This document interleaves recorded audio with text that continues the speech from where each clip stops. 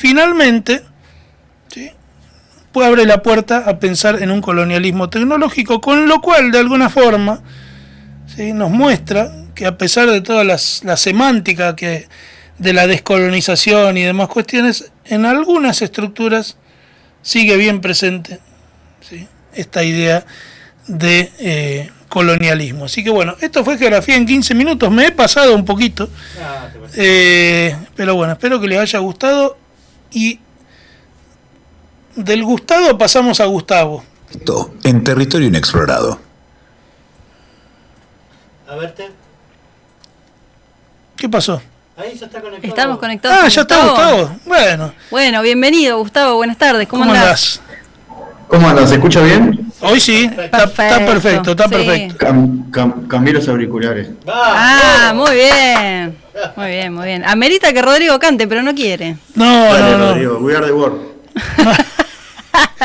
Con la voz que tengo ahora creo que no doy ni el tono de Cyndi Lauper. Bueno. Cyndi Lauper ebria, además. Claro. ¿Cómo andan? ¿Bien? Bien. Muy bien. Acá andamos promediando el programa, y bueno, contentos de volver a recibirte hoy con una columna que yo preveo que va a ser polémica, ¿sí? Sí, capaz que sí. Bueno, muchas gracias. Columna número 9 de Educación Ambiental en la radio, ya la próxima va a ser la número 10, y viene con imágenes. Qué bueno. Viene con imágenes. Así que si Juan es tan amable, le voy a pedir que por favor ponga en pantalla la primera imagen, que es la número 2, Juan. La columna se titula algo así como 10 razones que explican por qué los alimentos transgénicos no vienen ni a terminar con el hambre en el mundo, ni a garantizar la seguridad alimentaria, ni a cuidar el ambiente, ni a nada de lo que se le presentó. Yo no sé si la imagen ya está en pantalla. Está en pantalla, sí señor. Bueno, no me la acuerdo. ¿Te la leo? Ahí está, sí, dale. Dice, los defensores de los alimentos transgénicos contraatacan. Es inmoral no usarlos en un mundo hambriento. Bien, ¿por qué pongo esta captura de una noticia, no?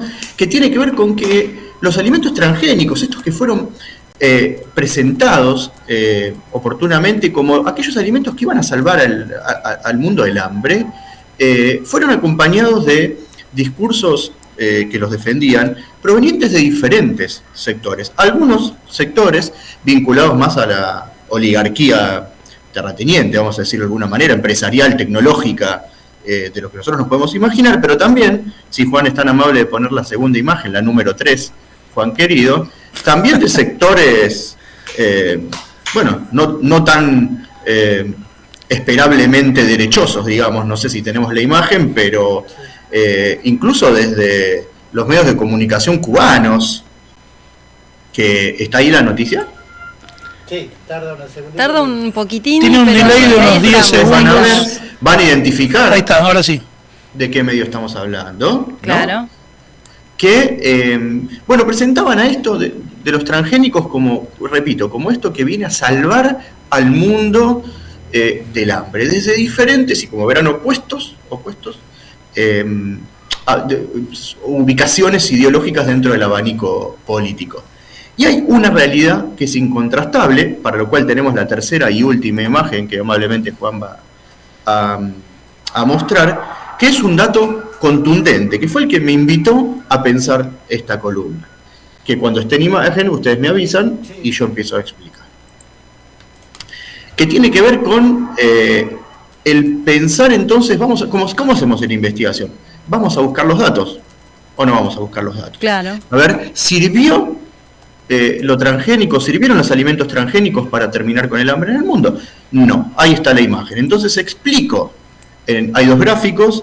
En el gráfico de la izquierda aparece cómo las tierras cultivadas vienen en aumento, se utilizan más tierras cultivadas, estas tierras cultivadas son cada vez más productivas y se produce cada vez más alimentos, y sin embargo, en el gráfico de la derecha, vemos cómo en los últimos años el hambre no hace otra cosa más que aumentar. Y entonces, vamos a preguntarnos y vamos a intentar respondernos cómo puede ser, compañeros, cómo puede ser que en un mundo que produce cada vez más alimento haya más gente que pasa hambre. ¿Entendida la consigna? Sí, señor. Bien.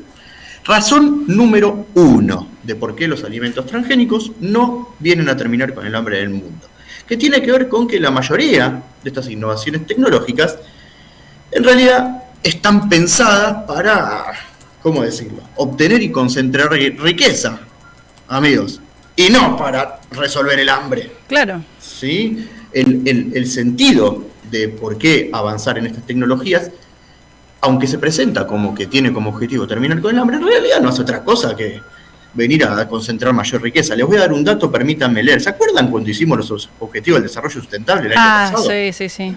Bueno, en la Agenda 2030, en el año 2015, se estimaba que para esta época, para el año 2025, la pobreza debería haberse reducido a 667 millones de personas. ¿Sí? ¿Saben cuántas hay en este momento? 808 millones de personas. Por lo tanto, viene lenta la reducción de la pobreza. ¿No? Viene lenta la reducción de la pobreza. Y parece que lo que se pone en evidencia entonces es que esto no distribuye la riqueza como todo el mundo nos dice que se distribuye. Tenemos una cantidad de pobres mucho más altas a nivel mundial de lo que se estimaba según la Agenda 2030 que iba a tener que haber para esta época. Segunda razón de por qué los transgénicos no vienen a terminar con el hambre del mundo. Porque el hambre es un problema político, no técnico. Nos lo venden como que esto es un problema técnico y sin embargo es un problema político. El problema es el acceso, el problema es la distribución de la comida. El problema no es la cantidad que se produce. Y les voy a decir algo, hay un dato, colegas Lucila, Rodrigo, que es incontrastable. La mayoría de los países pobres, de los países más pobres del mundo, voy a leer, Nigeria, Etiopía, Sudán del Sur y República Democrática de Congo, adivinen qué producen principalmente. Si te lo tengo que decir así de una, yo te diría que cualquier cosa menos comida. Producen alimentos, pero no producen alimentos para producir comida. No sé si me explico. Sí, todo venta para el exterior. Todo venta para el exterior. Fíjense que son algunos de los principales productores y exportadores, cuestión que no es menor, de maíz, yuca, cacao, sorgo, ¿sí?, trigo, ganado. Algunos de los principales países productores de, entre comillas, comida, son los países que concentran los mayores niveles de pobreza. Y esto es absolutamente verificable en términos estadísticos, ¿sí? Por lo tanto, el hambre no es una cuestión técnica, es una cuestión meramente política. Razón número 3, dijimos que eran 10. Leo, porque la biotecnología, en definitiva, lo que hace es perpetuar el modelo extractivista del agronegocio, ¿sí?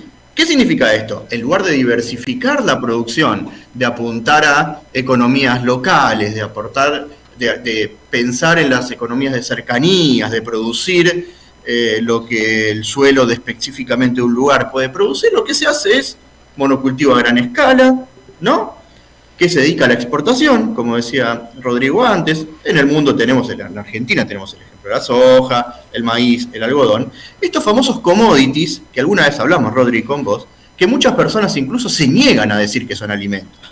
Sí. ¿No? Por eso yo decía alimentos entre comillas. Son commodities que se comportan como commodities, que muchas veces se utilizan para cualquier otra cosa que no sea alimentar a las personas, ¿no? Y que se apodera de los paisajes del campo, que expulsa población, que genera estos desiertos verdes, en el caso de la soja, donde lo único que se produce y lo único que crece es soja, y nada más.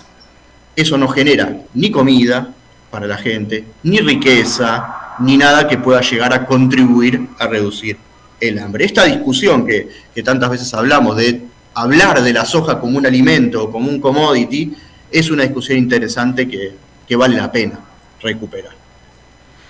Cuarta razón, porque este tipo de productos que tienen que ver con el acceso a la biotecnología y que están producidos de manera modificada genéticamente, también está ligado al uso absolutamente masivo de los agrotóxicos. ¿Sí? Les voy a leer un dato. Más del 90% de los cultivos transgénicos actuales son resistentes a herbicidas, por ejemplo, como el glifosato. ¿Sí? ¿Saben cuántas veces se incrementó el uso de glifosato a nivel mundial desde hace 30 años para acá? 15 veces. O sea, hoy el mundo produce y utiliza 15 veces más de agrotóxicos que en la década del 90. Por lo tanto, esto no es más comida. Esto es más enfermedades, esto es más cáncer, estos son más abortos espontáneos, estos son más leucemias y esto es más muerte. De ninguna manera esto contribuye a reducir el hambre en el mundo. Llegamos a la mitad, número 5, razón número 5. ¿Por qué los alimentos transgénicos no contribuyen a reducir el hambre? Porque el acceso a la tecnología está profundamente concentrada en un puñadito de empresas. Si ustedes me permiten leer, Bayer Monsanto, la conoce, Corteva, Syngenta y BASF. 4 empresas que concentran el 60% del mercado mundial de semillas y de agrotóxicos. Semillas que aparte saben que son de un solo uso. O sea, vos usas la semilla y son estériles. No podés producir de vuelta con las mismas semillas que te dan los frutos. Y que aparte tienen patente, que ahora vamos a volver sobre eso. O sea, 4 empresas que concentran el 60% del mercado mundial de semillas y de agrotóxicos. ¿Vamos bien hasta acá? Perfecto. Sí, yo me quedé pensando en los casos de Chad, por ejemplo, que es uno de los 3 principales productores mundiales de algodón, pero importa el 92% de la comida, ¿no? Oliveria, bueno. Hay tantos casos para laburar. Justo ahí Gerardo puso... que hace poco leí, dice que en unos años los países de África serán los futuros graneros del mundo. Bueno, o sea, vamos en camino a esto, ¿no? O sea, es producir, pero no para consumir local. Mira, te voy a contar algo rapidito para no irme demasiado de tiempo. Tengo en una escuela un alumno que es peruano. Sí. Entonces, estamos viendo actividades económicas, geografía de tercer año, actividades económicas de la Argentina, y como entró ahora en el segundo cuatrimestre, está medio tímido, medio nuevo, bueno, digo, voy a buscar a ver cuáles son las principales producciones, exportaciones e importaciones de Perú. Y sabes que Perú es uno de los principales productores y exportadores de cobre del mundo, cosa que yo no sabía. Después de Chile, es el principal productor y exportador de cobre del mundo. ¿Y sabes qué? Importa cobre. Claro. Y yo dije, está mal. ¿Me pongo a mirar el dato? No está mal. Si vos estás en Perú y querés hacer un tendido eléctrico, tenés que importar cable. Siendo el segundo país productor de cobre del mundo. ¿No? ¿Por qué? Porque se destina a toda exportación, por supuesto. Bien, continúo, así no me extiendo demasiado. Igual dale tranqui, así que... Hay tiempo. Sí. Yo les digo, como la última vez me fui mucho, esta dije la voy a hacer un poquito más corta. No, pero dale tranquilo. Hasta las 3 de la mañana Juan dice que está despierto. Si me estoy pasando de tiempo, vos empezás a cantar Lugar de War y yo me entiendo que es como la cortina y claro. Y freno. Bueno, razón número 6, dijimos que eran 10, por las cuales los alimentos transgénicos no vienen, chicos, a terminar el problema del hambre en el mundo, que tiene que ver que las semillas, efectivamente, como les decía antes, están protegidas por patentes de propiedad intelectual. Y voy a leer, para no cometer imprecisiones en esto que es muy técnico. Esto le impide a productores, comunidades campesinas y personas que están por fuera de estas 4 grandes corporaciones, no se pueden guardar, no se pueden intercambiar, no se pueden comercializar, ni se pueden resembrar libremente estos cultivos. Y les voy a decir algo que cuando lo busqué, lo tuve que chequear y rechequear porque me indignó. En 2024, escuchá Rodrigo, en 2024 hubo 144 juicios solamente en Estados Unidos, ¿qué Monsanto le hace a pequeños productores? Bueno. ¿Sí? Por violación a las patentes de las semillas transgénicas. ¿Sí? 144 juicios solamente en Estados Unidos que Monsanto le hace a pequeños productores por la violación a las patentes de semillas transgénicas. ¿Sí? En este nivel estamos hablando de concentración de poder económico, de influencias, ¿no? Me impactó muchísimo ese dato. 7, Razón número 7. ¿Por qué no vienen los alimentos transgénicos a terminar con el hambre del mundo? Porque la agricultura industrial basada en biotecnología sigue dependiendo de combustibles fósiles, de largas cadenas de transporte, de deforestación, de pérdidas de carbono del suelo. No es más comida, no es menos hambre, es más dióxido de carbono en el ambiente, es más uso de combustibles fósiles, es más uso de biocombustibles. Ahora voy a volver a los biocombustibles. Entonces, esto de que además de todo vienen a cuidar el ambiente, bueno, queda bastante flojo de papeles. ¿Y por qué traigo lo de los biocombustibles? Porque los biocombustibles, que son otra vez, ¿no? Son cultivos que se utilizan no para darle de comer a la gente, sino para producir naftas. Además de todo, está demostrado, hay estudios que están hechos, los que pude acceder, que están hechos por geógrafos de Bolivia, muy interesantes, que muestran cómo los biocombustibles inciden en el aumento del precio de los alimentos. Por una cuestión de ley de oferta y demanda, claro. Cuando vos, además de tener las demandas tradicionales de alimentos, ahora tenés a grandes petroleras que buscan la caña de azúcar para poder producir biocombustibles, termina pasando que eso termina impactando y presionando sobre el precio de los alimentos. O sea, lejos de contribuir a reducir el hambre en el mundo, contribuye a aumentar el precio de los alimentos, y esto también está investigado. Razón número 8. Porque por supuesto, y esto ya lo sabemos, los que estudiamos este tipo de temas, porque estos combustibles, estos cultivos transgénicos, desplazan a los pequeños productores, profundizan las desigualdades, en lugar de empoderar, de darle lugar, de fomentar la agricultura familiar, la relega, la expulsa, la migra, y esto no hace otra cosa que expulsar campesinos, que es algo que se está viendo también a nivel mundial. La soja es un ejemplo concreto en Argentina de la agricultura sin agricultores. Tienen 21 millones de hectáreas productivas y muy poca gente que trabaja. Y muy poca gente que trabaja. Genera una cantidad de empleo muy baja. Y esta población en zonas rurales, que está disminuyendo en todo el planeta, cada vez hay menos gente que vive en el campo, termina migrando a la ciudad, obviamente, ¿a dónde? A habitar las zonas y los barrios más marginales de las ciudades y, por supuesto, a vivir en la pobreza. Claro. ¿Sí? Con lo cual, bueno, no cumple con el objetivo que nos decían los titulares que cumple. Motivo número 9, el 8 ya lo dije, no me salté ninguno, ¿no? Dije, no, estoy bien. El 7 no, está bien. Espera que no quiero... Sí, porque la 7 es la de los combustibles fósiles, sí, y la 8 es la de las migraciones. Bien, 9. ¿Por qué los alimentos transgénicos no vienen a terminar con el hambre del mundo? Motivo número 9. Porque lo que promueve, en definitiva, es una falsa narrativa de la neutralidad científica. Esto lo hacemos porque queremos solucionar el problema del hambre y del mundo. Y la verdad, se presenta como una solución apolítica, como una solución objetiva, pero como estamos viendo está absolutamente ligado a las agendas del poder concentrado, ¿cómo decirlo más delicadamente? Decidir en dónde se pone la guita para investigar, decidir dónde se pone la guita para determinar qué producir, no es neutral, no es apolítico, y por supuesto investigar cómo se financia tampoco. Y de esa manera estamos viendo que en definitiva, en lugar de hablar de que vamos todos a tener más comida, estamos hablando de cómo el poder se concentra y la toma de decisiones sobre qué se come también se concentra. Y por último, 10º de los motivos, porque en verdad, y a mí esto me parece interesantísimo, invisibiliza a verdaderas y posibles alternativas, que no son la de los transgénicos.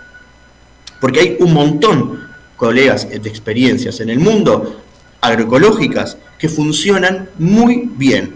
Economías solidarias, redes de semillas, organizaciones campesinas, que no solamente mejoraron sus vidas gracias a la agroecología, sino que además, efectivamente, y esta vez sí, cuidan el ambiente y fortalecen comunidades, contribuyen a que haya menos gente que vive en la pobreza, contribuyen de verdad a que haya gente que come más. Y cuidado, no son 2 o 3 hippies que producen tomate en la Sierra de Córdoba. Sí. Son experiencias de escala, son experiencias que han logrado ser, de alguna manera, no sé, cuidadosas del ambiente, respetuosas de las condiciones de trabajo de la gente, y exitosas económicamente. De hecho, tenemos muchas experiencias agroecológicas en Argentina que están exportando y que están logrando experiencias que de verdad son exitosas económicamente y que permiten ganar mucha guita y al mismo tiempo contribuir con el desarrollo de verdad de las comunidades.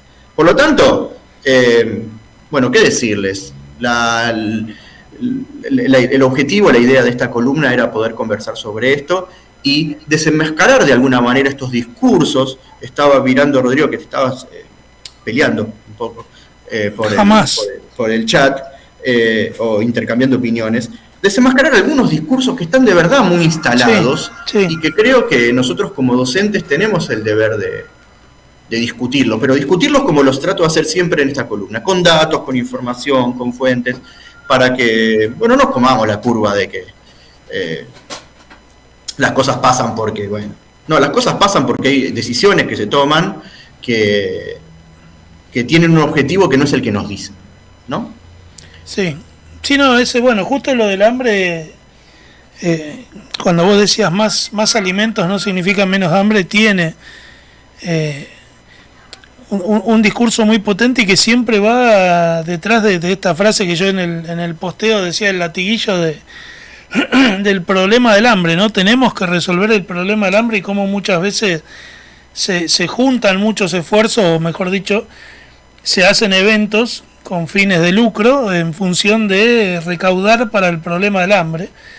Y cuando uno se pone a pensar que vos tenés hoy por hoy una producción que triplica en cantidad de alimentos las bocas que tendría que alimentar en el planeta, ahí te das cuenta que hay un problema que no se está diciendo, que desde que la comida empezó a pensarse como un bien cotizable, ya está.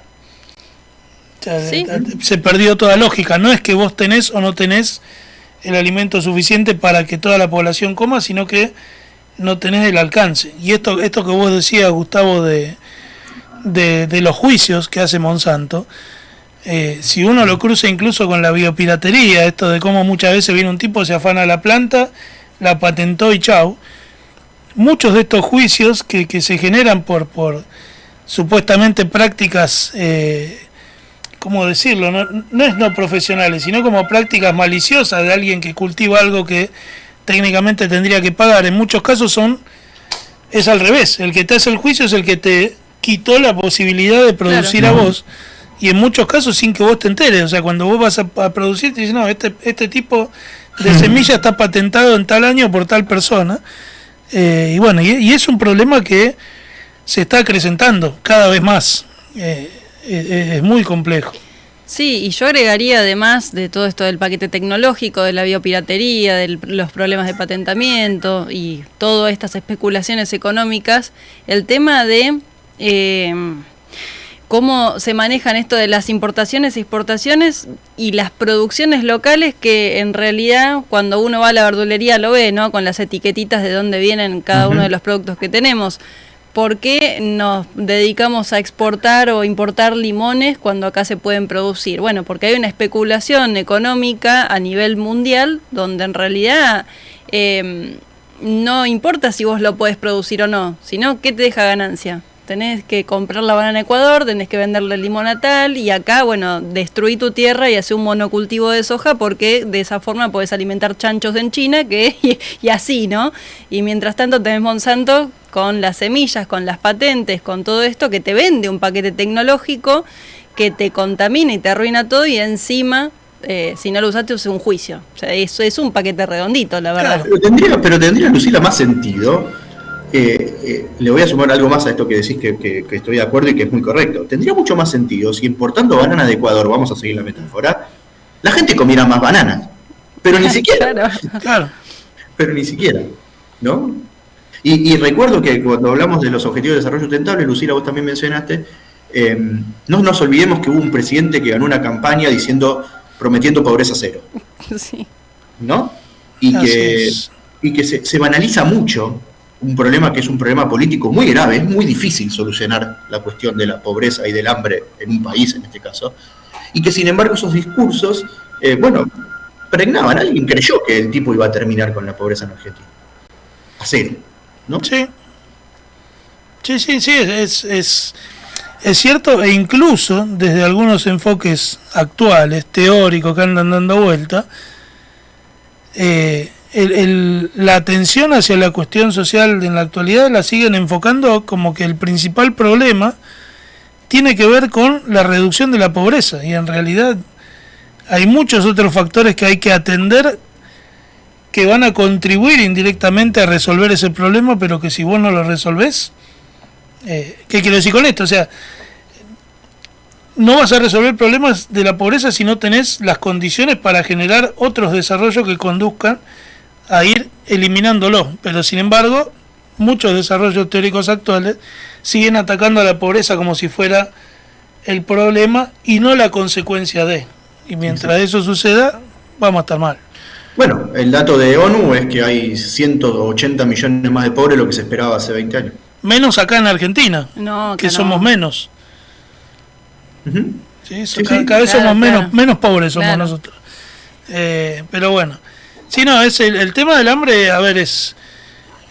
nosotros hoy mencionábamos el concierto por Bangladesh, pero hemos tenido muchos eventos que se han hecho bajo esta cuestión, ¿no? De recaudar para el problema del hambre. Los Live Aid que se han hecho, el USA for Africa, We Are the World y demás cuestiones. Por eso yo te dije. Tienen que ver con eso, ¿no? O sea, es esto que vos estás hablando. Bueno, que es un poco lo que hablaba yo en el seminario de capitalismo el martes, que se ha tomado todo, el sistema capitalista entendió la forma para tomar cualquier conceptualización y disputa real que se haga, resignificarla y vendértela como algo que vos consumís, y cuando vos lo consumís te sentís como relajado de que estás contribuyendo, pero en realidad no estás contribuyendo a solucionar el problema, sino que estás acrecentando la billetera de alguno. Pero bueno, podemos estar años hablando de esto, ¿no? La traducción dice We are the world, pero la billetera es mía. Claro. ¿No? Pero la tierra es mía, Sí. pero lo que produzco es una decisión mía. Entonces, we are the world, pero la guita es mía. Claro. ¿No? Eso es Anita diciendo cuando le preguntan si está a favor de la propiedad privada, ella preguntando depende de la propiedad privada de quién. Claro. Bueno, es un poco lo que se veía el otro día con está bien que nos vamos de tema, ¿no? Pero con la marcha, con el tema de la quita de los fondos para la discapacidad y demás, que había muchas madres diciendo, yo no quiero que se lo saquen a mi hijo. Claro, el resto, O a mi hija, pero es como que, ¿qué pasa? Que si la repregunta es con los demás, ¿qué pasa? ¿Está bien? Y muy probablemente muchos te van a decir que sí. Sí. Bueno, Lemoyne diciendo que le parece bien, perdón que cite a Lemoyne, que es el cuadro político menos intelectual de los últimos 172.000 años, Claro. Diciendo que a ella le parecía bien que se perjudique a los personas con discapacidad para beneficiar al común de la población. Claro. ¿No? Pero si perjudicando a este sector que es pequeño nos beneficiamos todos, está bien. Claro. El problema es que no nos beneficiamos todos. Y ahí pone Gerardo, y te lo abro como pregunta, Gustavo, porque creo que vas a tener para decir acá. Sí. Dice, a eso sumarle los alimentos que se desperdician, ¿sí? Que es otro ítem que muestra, ¿no? Un poco el vicio de esta industria y el vicio del discurso que vos mencionabas. Voy a volver a citar al innombrable de la pobreza cero, que el tipo decía que la basura era propiedad privada. Claro. ¿No? Entonces, hasta estaba discutido simbólicamente que el que ¿cómo se dice?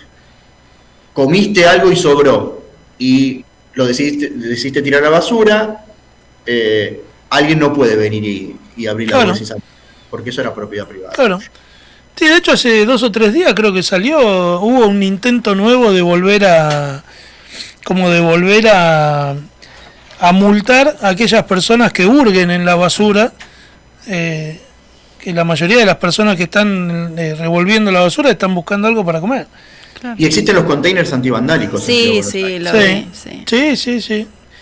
Bueno, también digo, ¿no? Sacando de las políticas, uno lo puede hilar incluso para la cuestión económica, porque vos vas al supermercado, hoy sin ir más lejos, fui y encontré los huevos, ponele 3.000 pesos la docena, bueno, si ves consumo próximo, que los huevos duran 2 días, bueno, en ese caso te sale 2.500. algo que están por tirar, especulan para que vos lo compres y lo consumas igual.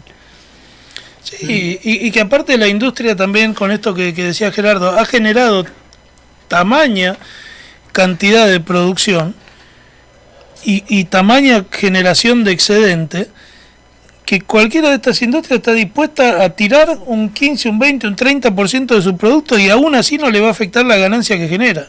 Bueno, ¿cuántas veces sucedió en Argentina con el tema de las huelgas y los cortes de ruta, de los que se tira la leche, que se tiran alimentos, ¿no? El conflicto de la 225 con el campo, los Claro. Exacto. Me acuerdo de los que tiraban los pollitos ahí en el medio de la ruta, Sí. los que volcaban la leche, vos decís, Y yo todavía me acuerdo de autos circulando con el sticker pegado en la luneta que decía yo estoy con el campo. No entendían un carajo de lo que estaban. nunca se fueron. No, nunca se fueron. Todos somos el campo. Claro. Yo me acuerdo que Cuidar de campo. Claro, huir de campo. Yo me vamos a acuerdo que cantar ahora. hasta venían las banderitas Sí, sí. en algunos sobres. Complicado, pero bueno. Bueno, chicos, espero que les haya servido para pensar un poco estas discusiones a quienes están escuchando y como siempre, tratar de poner un poco de dato, de información y evitar que nos quieran vender un buzón, diría mi abuela, o comernos la curva, como dicen los chicos. Así es. Está buenísimo. Bueno, Muchísimas gracias. No, gracias a vos. La verdad que, como siempre, un gusto, un placer. Aparte, me gusta esto de que esté ordenado en un top 10, porque siempre te da curiosidad, ¿no? Saber qué va a pasar, qué te va a decir ahora, cuando es uno peor que otro. Así que está buenísimo. El próximo lo ordeno de vuelta al top 10. Me gusta, Bueno. me gusta. Aparte, programa 10, así que tiene que ser sí o sí. Claro, el El número 10 vamos a hacer un top 10. Perfecto. El Bien. segundo va a ser Francia.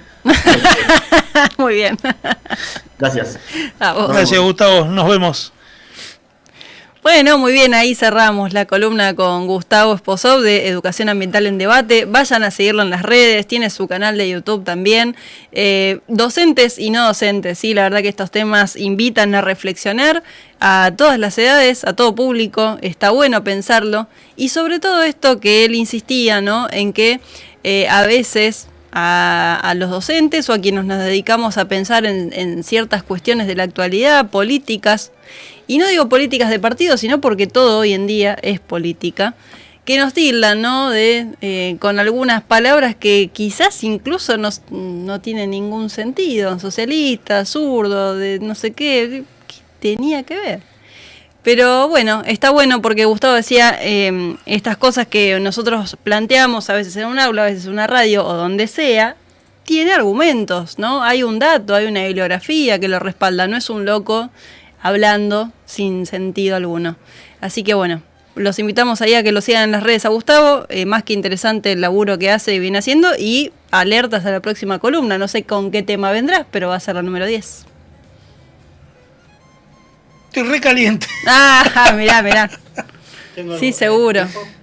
¿Cómo? ¿Tiempo leyendo? No, ibas a... Estiremos un poquito Vamos. porque Bueno. vamos con las charlas de mi tía. ¿Sí? Pochola. Claro. Seguimos con esta cuestión. Vamos a estirarla un poquito más, ¿sí? Porque, a ver. Estoy recaliente. Ay. ¿Por qué no pasamos el chivo de los seminarios primero? No, pero está bueno también para reflexionar y A abrir ver, el debate en estas ok. cuestiones. Cuestiones. A ver. Estamos hablando, hicimos una columna sobre la geopolítica del cableado submarino, ¿no? Y estamos diciendo cuáles son las asimetrías que se construyen en torno al cableado submarino, que son asimetrías que permiten, por ejemplo, después legitimar con total normalidad que vos estés hoy replicando cosas que no tienen ningún basamento, y precisamente vos te estás replicando cosas que no tienen ningún basamento, Gracias a porque que estas predomina. asimetrías y estos controles de manejo de información son los que te inducen a que vos pienses eso. Y nuestra única herramienta que nosotros tenemos hoy en la actualidad para tratar de combatir contra estas cosas es respirar hondo, dar un paso atrás y empezar a pensar por vos mismo, ¿sí? Ahí por el chat apareció en un momento que decía algo así como de tu discurso socialista, que en realidad lo que genera es que nosotros tratemos de... Vos lo que estás diciendo es que otro te haga los cables y vos te den un pedazo. No, No tiene nada Sí, que ver. Y aparecieron los planes sociales que no entendí esa parte, pero... No tiene nada que ver. Sí, yo igual lo entiendo, porque son las urgencias de tratar de aplicar el raciocinio de una extracción de gente cuya terminología está limitada a 3 o 4 conceptos. Y todo tiene que encajar ahí. Y eso es un problema, porque si vos crees que hablas del problema del hambre, en donde vos estás visibilizando que si seguimos con este tipo de modelo de agrobusiness, vamos a tener que estar comprando hasta el churrasco con el que te haces el asado mientras estás exportando tonelada tras tonelada de comida, que mucho de eso va a parar a darle de comer a animales y mucho de eso se tira. La pregunta que tenés que hacerte es, ¿por qué nosotros todo esto que producimos no lo podemos aplicar a nuestro territorio? Que en otro comentario que puso después decía, hay que pensar en formar el país durante 100 años. Y bueno, ¿Y sí? formar un país durante 100 años no es producir soja y vendérsela a los chinos, mientras en tu país no tenés lugar gente que no come. ¿Sí? Formar el país durante 100 años es financiar la educación, es financiar la salud, es financiar la investigación y desarrollo. No hay ningún país que se haya desarrollado sin apostar a su sector científico. ¿Sí? Eso queda claro. Pero mientras tengamos en algún lugar una persona que le aprueba un financiamiento a una empresa considerada centro y le desaprueba el mismo financiamiento a una empresa considerada periferia, vos ahí tenés generado una asimetría que va a hacer que vos dependas del otro. Argentina hasta el año pasado tenía en desarrollo uno de los modelos más avanzados de reactores nucleares mini, como era el proyecto CAREM, y el gobierno lo desfinanció y lo paró solamente por la única razón de que Estados Unidos tenía otro reactor de modelo similar, que vaya a saber si alguien no le vendió los planes, los planos después, y lo paró solamente para que Estados Unidos, y lo paró y lo desfinanció solamente para que Estados Unidos se convierta en el primer país en tener ese mismo modelo de reactor. Entonces, si vos querés apuntar a decir que no queremos que, o sea, vos que construís esto y después pedís el cacho de cable, o no, socialista, o no, hay que formar el país, hay que apostar a lo propio, pero para apostar a lo propio hay que financiar lo que corresponde financiar, y además tenés que sentar el ocote en la silla y ponerte a leer, ¿sí? Porque si no lees y no te formás, o por lo menos no formás un pensamiento, no estoy diciendo que todos tenemos que salir de acá con un postdoctorado, pero sí por lo menos si no formás una opinión propia, vas a ser siempre el loro de otro, ¿sí? Dicho esto, iba a decir una bestialidad más, pero no, porque me cancelan y no la voy a decir. Hasta ahí estamos bien, ¿sí? Me hacen enojar la puta madre. Con la altura. Bien, hasta ahí. Tengo un chiste.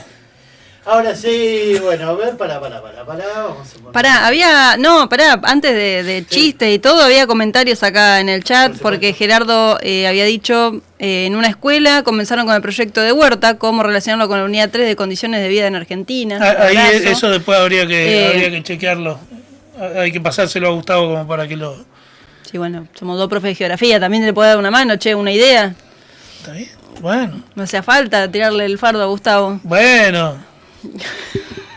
Dale, decime socialista también, ¿eh?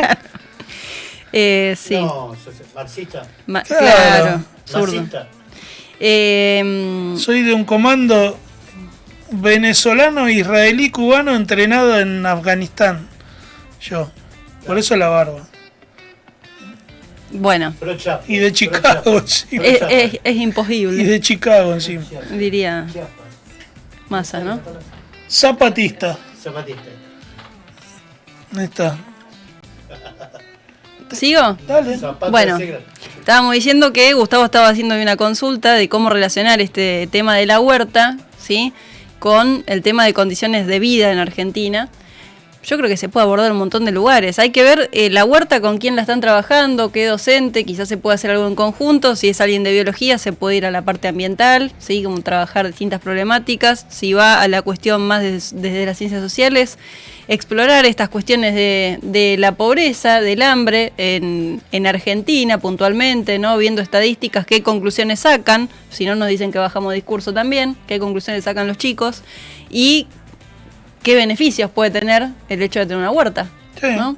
Hay un montón de cosas, no solamente a nivel mundial, sino que se pueden analizar acá. De hecho, bueno, diría, ¿no? Acá en Neuquén hay todo un proyecto que se hace, que siempre están compartiendo ahí en las redes sociales, donde hay cursos gratuitos que uno se puede acercar para aprender, ¿sí? Te enseñan te enseñan a armar invernadero en tu casa, te enseñan producción, te regalan semillas, hay un montón de cosas que se pueden hacer, que un poco también es lo que hablaba Gustavo, y cómo eso no solamente funciona para paliar distintas problemáticas que puedan tener a nivel social, sino que económicamente a futuro también prospera bastante. Bueno, después... Chicago también tenía una hueva. Ya está, no sé. Dale, con la huevada. Claro, tenía un 5, Ariel Huerta, andaba bien. Permitió subir a primera. Se enojó, mirá. Ah, me hincha las pelotas, es inremable así. Toma, dale, toma mate. Che, no te enojé. Bueno, después acá decía solo yo, totalmente de acuerdo, las leyes no precisamente ayudan al inocente, a eso suma de los alimentos, esto sí lo habíamos leído, una presentación necesaria, gracias, le decían a Gustavo. ¿Qué se puede decir? Esta rosca siempre existió, no te calientes. No, igual mi calentura es ficticia, es todo un acting. Ya estoy acostumbrado, lamentablemente. Rodrigo puso el muro a la respuesta, se ríen acá. Gracias, decía Gerardo, bueno, espero que sirva. Está bueno también, estaba pensando mientras hablaba Gustavo, me recordé un video que está en YouTube, que es de Esther Vivas, que habla de la soberanía alimentaria, que yo lo he trabajado en el aula varias veces, creo que era cuarto año en ese momento en Capital Federal, con estas cuestiones de alimentación, de soberanía, de cuestiones económicas, y puntualmente acá en Argentina lo podemos trabajar bastante bien, así que también ahí Esther Vivas, soberanía alimentaria, si no recuerdo mal el video. Y sistemas de producción kilométricos, creo que se llamaba el video en sí. Ese también está bueno para trabajar en el aula porque es cortito, es interesante. Sí. Bueno, hay de todo para analizar, para ver. ¿Y qué más querés decir? Tenemos un montón de anuncios para hacer. ¿Cómo que? Ya dijimos todo. Como seminarios, como bueno, para recordar a la gente. ¿sí? Bueno, aquellos que están ahí dando vueltas. El lunes arrancamos un seminario, imaginario, leyendas y mitología. Vamos a estar hablando inclusive de algunos imaginarios como los que hoy surgieron en el chat. ¿Sí? De cómo esos imaginarios sirven para perpetuar la estructuración del mundo. Y que están muy presentes. Así que después en nuestras redes, mitosyleyendas.ar, ¿era? Sí. Y un espacio geográfico, pueden entrar ahí y ver el posteo del seminario. Ahí tienen el detalle del programa y también van a encontrar el link por si se quieren anotar.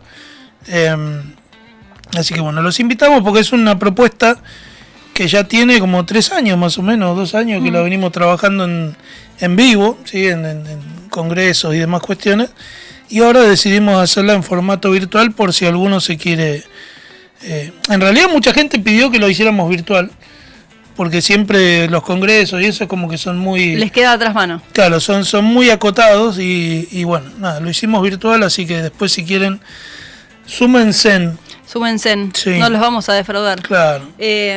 No, pero más allá de, porque capaz que lo ven y dicen, che, pero si yo no soy profe de sociales, no tengo nada que ver acá. Apto para todo público. Apto para todo público, porque justamente vamos a estar hablando de literatura, de leyendas, de mitología a nivel mundial, en cuestiones históricas, y eso cómo se va plasmando a lo largo del tiempo. Y es más que nada también como para no solamente llevarse historias lindas y material, sino para poder reflexionar sobre ciertas terminologías y sobre ciertas cuestiones que pasan en la actualidad que a veces nos pasan desapercibidas y las adoptamos como propias y quizás no lo son, muy probablemente no lo sean. Así que está bueno repensarlas. Y bueno, también decíamos, ¿no?, que vamos a estar en la Feria del Libro, Rodrigo va a estar haciendo la presentación del último libro. ¿Qué más? Está el seminario todavía abierto. Sí, y a la brevedad vamos a hacer la misma charla que en la Feria del Libro. Te voy a acercar al micrófono, ¿no? No tanto. La misma charla que vamos a hacer en la Feria del Libro lo voy a estar armando en un tallercito ahí abierto para todo público, también posterior a la feria. en donde vamos a estar laburando Lovecraft, Stephen King y Mark Fisher. Y por ahí metemos algún otro autor ahí en el tallercito. Bien. Eso lo vamos a estar transmitiendo, o sea, primero va a estar en la Feria Libre y después lo vamos a estar haciendo en vivo ahí desde nuestro YouTube. Muy bien. Estoy pensando que voy a tener que tener el paraguas preparado por la duda que empiece a llover. Comentario como hoy. Muy bien. Y ahí en la imagen, ¿qué vemos? Tenemos 2 flyers de las charlas porque Flasher. hice la tarea. Mirá, armé flyers y tengo la fecha, el horario, el lugar, todo, ¿no? Todo bien prolijo para que se entienda, porque antes no me acordaba, suele pasar. La charla que se va a dar, apta para todo público, mitos y leyendas argentinas, un recorrido por nuestra tradición oral. El sábado 20 del 9 a las 19 horas en el Domo María Elena Walsh, en la Feria del Libro de Neuquén. Se acercan y entran directamente. Ahí no hace falta anotarse. Los espero. La verdad que no voy a decir es una charla que está re buena y re interesante porque como pero que me estoy tirando autobombo, tenés, ¿no? tenés la experiencia del año pasado que estuvo a sala llena. Estuvo a sala llena. Sold out. Sí, sold out. Había gente, nos quedamos charlando después de hora, diría un docente. Había uno que no entró. Hay uno que Sí. no sé. 2 fechas, entonces. 2 fechas distintas, sí. Uno es esta charla y el otro es un taller, sí, es una charla taller orientada para público juvenil, apta para todo público también, pero me parece que puede interesarles más a los jóvenes porque es un taller donde vamos a hablar un poco de la mitología argentina, de las leyendas que tenemos acá, pero cómo esto se fue mutando en la actualidad y esta típica tradición oral que tenemos hoy se va permeando más en las redes sociales, ¿no? Yo hablaba esto de que se viralizan muchos videos, tenemos un montón de canales de YouTube que se dedican a pasar videos de fantasmas, supuestos fantasmas, o incluso con los TikTok, con Instagram, con los Reel, con todo esto, se cuenta quizás de otra manera. Entonces la idea sería poder, entre los presentes, que cuenten alguna historia, si se animan, la que conocen, y que puedan armar algo con eso, ¿sí? Y ahí nos ponemos en contacto con las redes. Básicamente como para seguir con esta tradición oral, pero desde una perspectiva, una mirada quizás un poco más tecnológica. Así es, en Neuquén. En Neuquén, esto es el miércoles 17 a las 9 horas en la Sala de Arte Emilio Zaraco. Nunca fui, pero estuve viendo unos videos de la sala, es bellísima. Sí, es linda. Muy bonita, Sí. Muy bonita. Es linda. Es chiquita, pero linda. Muy linda. Y nosotros vamos a estar, bueno, Hay un buen espacio para acá. todavía no tengo flyer. Él no hizo. Sí, pero vamos a estar en la semana que viene, no, la otra, voy a andar por Santa Fe, Rosario, Vera, por ahí alguna otra localidad más que me tienen que definir mañana. En septiembre vamos a estar en Bahía Blanca, ¿sí? En octubre vamos a estar en Concepción del Uruguay, voy a estar en Concepción del Uruguay, y en noviembre vamos a estar en Avellaneda, en Buenos Aires. En todas ellas con distintas... Vamos, él y la valija, pues yo. Claro, con distintas participaciones ahí hablando. O sea, todas tienen dos puntos en común. La geografía y que voy a estar hablando boludeces. Así Y que... el 5 acá en Casa Libre. Y el 5, arrancamos el 5 en... Bueno, no, arrancamos en Santa Fe y después tenemos una parada intermedia en Neuquén con el microseminario de marcar un libro, no me salía, gracias, donde vamos a estar trabajando hacia una nueva guerra civil mundial de Mauricio Lazarato. Muy bien. ¿Sí? Ahí nos dice, hola Alejandro desde Río Grande, tarde, Alejandro. viejo, tarde. Formulario 55, descuento 1 hora 56 minutos. Acá no se perdona. Claro. Tarde o temprano para Claro. Leyendas en Foco. Tengo un chiste. ¿sí? ¿cómo Resulta que está? estábamos en una clase, yo dije que nos íbamos a ir para el lado de Diana Mondino, ¿no? Quedan 4 minutos, puedo perder toda la dignidad de acá hasta el Sí, total, después queda mi cara, ¿no? A continuación. final. Mira, ahí Alejandro le dice, llevarla a Lucila, yo no tengo problema. ¿Cómo llevarla? ¿Qué soy? Yo no tengo problema en que venga, el tema es que los costos. Llévala. Y bueno, No. pero bueno, a ver, sí, resulta que... Es más, yo te llevo a vos porque no manejás. así que- Exactamente, es al revés, el accesorio sería yo. Soy como ¿cómo se llama? El Chucky, el muñeco parlante, ¿viste? Que le toca así, habla, porque yo voy para eso nomás. Ajá. Mirá las cosas que dice. Bueno, a ver qué ibas a contar el chiste, ya que No, estamos. ahora me cohibí. Esto termina mal. Qué grande corona, te dicen Me acá. cohibí porque Gerardo me dijo que soy corona. Sí, sí. ¿Sí? Resulta que estaban en un aula, ¿no? Un aula en China, ¿no? Imaginémonos un aula en China, en un colegio chino. Yo no sé. Y había un chiquito que estaba en el fondo con cara de enojado, ¿viste? Entonces, el profesor le pregunta, le dice, ¿por qué estás enojado? No pasa nada.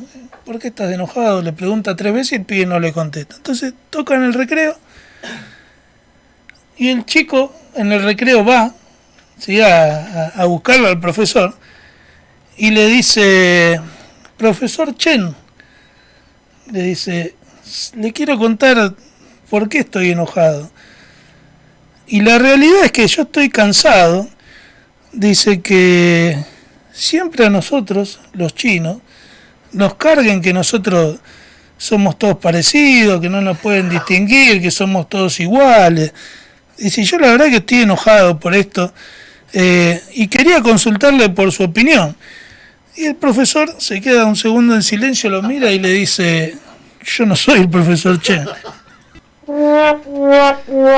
con esto pierdo mi dignidad académica. Sí, si me están mirando el micrófono, imagen, Lucila, todo tuyo. Son y 59, nos vamos. De esta manera nos vamos y quédense ahí conectados en pantalla porque ahora se viene Leyendas en Foco, la tenemos ajeno acá en el estudio. Hoy vamos a estar hablando de fantasmas y así cerramos. Perdón. Perdón por esto.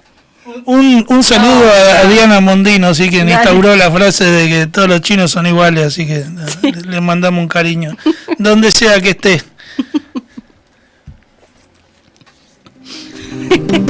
Gerardo, está bien.